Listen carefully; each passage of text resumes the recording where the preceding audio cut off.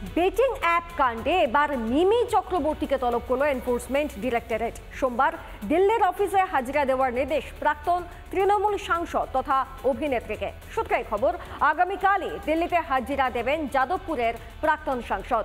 দিন কয়েক আগে একই মামলায় অঙ্কুশ হাজরাকেও তলব করে ইডি।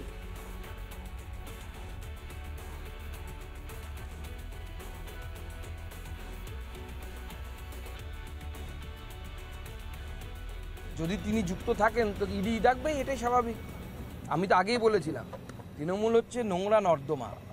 আপনি যদি কোনো মিনারেল ওয়াটারের বোতল খুলে জল নর্দমায় ঢালেন, সেই জল তো আর মিনারেল ওয়াটার থাকে না, নর্দমার জলে রূপান্তরিত হয়।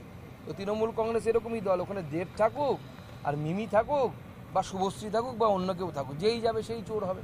চোরেদের দলে আবার অন্য কিছু হয় নাকি? সাধুদের তো এন্ট্রি নেই, চোরেদের দলে ওটাই লাগবে, আই কার্ড। ওটা আই কার্ড নিয়ে তবে না আপনি ঢুকবেন। আমরা এখানে গেছি, প্রক্সিমিটি কার্ড আছে, তো তৃণমূলে ঢুকতে গেলে চোরেদের কার্ড লাগবে। ঘরের মধ্যে বিধ্বংসী আগুন, ঝলসে গেল 3 ভাই বোন। মুর্শিদাবাদের রানীতলায় মর্মান্তিক ঘটনা, 3 শিশুর মৃত্যুতে জোর চাঞ্চল্য।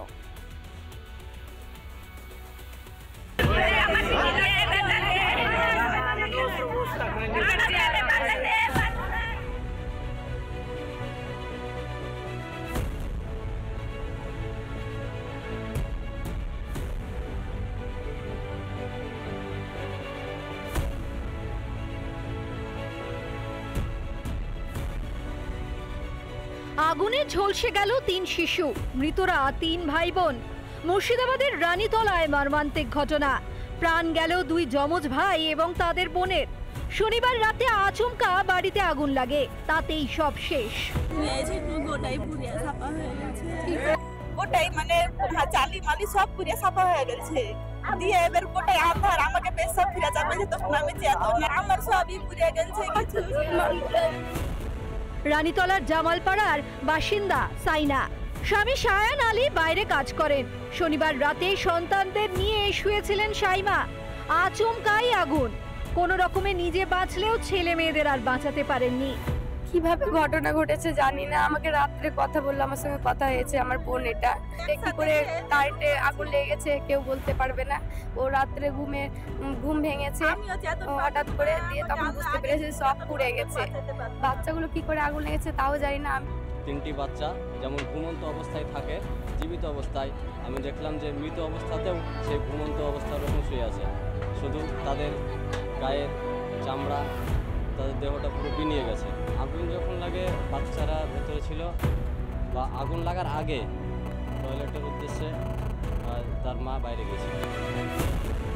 ঝলসে গিয়েছে 3 সন্তান, পুড়ে ছাই সাধের ঘর। আগুনটা যে কিভাবে লেগেছে এটা বলতে, আগুনটা দেখছে যে ছাদের উপরে উঠে এলছে। কারণটা দেখে লেগেছে, কিভাবে লেগেছে আমরা বলতে পারবো না, তো শীতে ছিল। ক্ষয়ক্ষতি গোটা ঘরে একটা জিনিস নাই, কাগজপাতি জামা কাপড় মানে ইত্যাদি যা ছিল জিনিসপাতি সব শেষ, সব শেষ, কিছুই নাই। 2টো বাড়িতে কিচ্ছু নাই।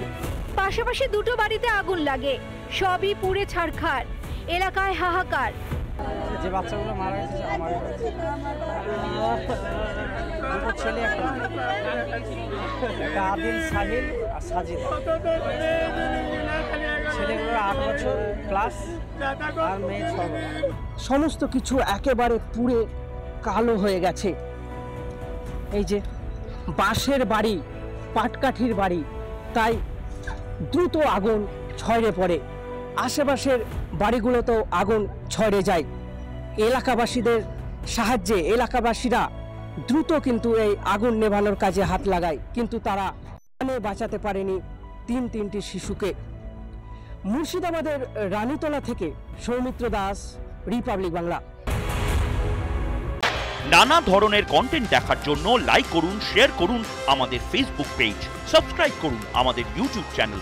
পাশাপাশি অন্যান্য ব্রেকিং নিউজের জন্য অবশ্যই চোখ রাখুন রিপাবলিক বাংলায়।